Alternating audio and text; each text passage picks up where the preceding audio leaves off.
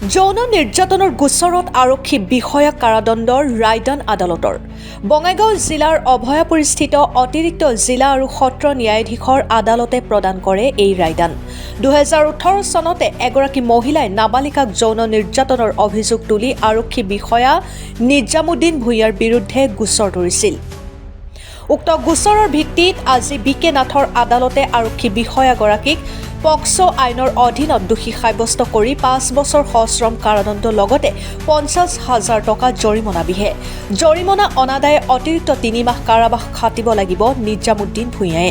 উল্লেখ্য যে আৰক্ষী বিষয়া নিজামুদ্দিন ভূঞা নিলম্বিত অৱস্থাত আছিল। অভয়াপুৰীৰ পৰা আজিজুল ইছলামৰ ৰিপৰ্ট, অৰুণোদয় আছাম। গোচৰটো আছিল এনেকুৱা, যোৱা 2018 চনত এজনী মহিলাই এটা অভয়াপুৰী থানাত গোচৰ এটা তৰিছিলে আৰু গোচৰটো অভয়াপুৰী থানাৰ পুলিচে ৰেজিষ্টাৰ কৰিছিলে পক্সো আইনৰ অধীনত ছেকশ্যন 12ত।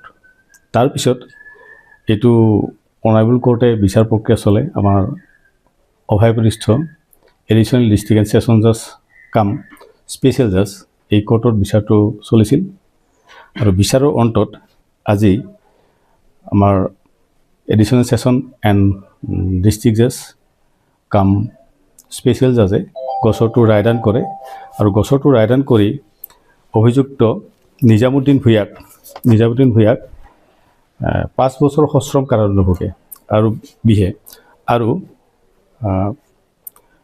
50,000 টকাৰ ফাইন বিহে আৰু এই 50,000 টকা যদি নিদিয়ে তেওঁ অতিৰিক্ত 3 মাহ আৰু কাৰাদণ্ড ভুগিব লাগিব। এইখিনি গোচৰটো আছিলে মূল কথা। তেওঁ আৰক্ষীত কাম কৰিছিল, মানে অসম পুলিচত ক'ত কাম কৰিছিল সেই বিষয়ে নাজানো মই বিশেষভাৱে, কিন্তু কাম কৰিছিলে তেওঁ। অপৰাধটো আছিলে যে তেওঁ মাইনৰ ছোৱালীজনীক মানে ছেক্সুৱেলি এছাল্ট কৰিছিলে, গোপন অংগত হাত দিছিলে, সেই ধৰণৰ গোচৰ। আৰু তেওঁৰ শুনিছোঁ ছাছপেনশ্যনত আছিলে, এইটো বিশেষ নাজানো, সবিশেষটো মই নাজানো। সেইখিনি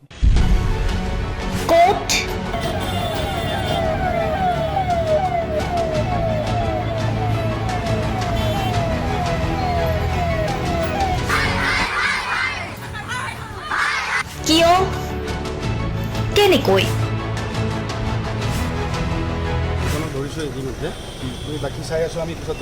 দুৰ্নীতি ৱাইফজনীয়ে কৈছে বোলে এওঁ মোৰ হাজবেণ্ড, আপুনি কোন হে ক'বলৈ এওঁ অবৈধ বুলি? অনিয়ম ভ্ৰষ্টাচাৰ একো নায়কতাবাদ এতিয়াৰ পৰা আৰু নহ'ব। আমি দিম সত্য বাতৰি।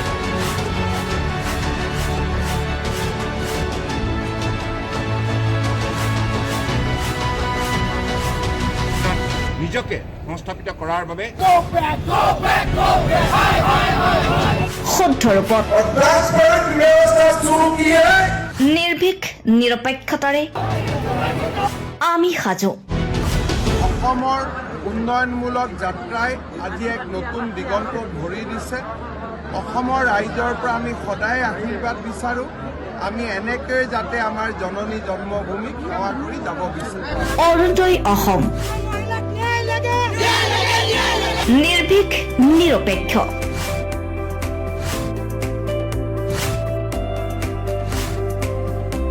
ৰাইজৰ বাবে ৰাইজৰ পক্ষত অৰুণোদয় অসম।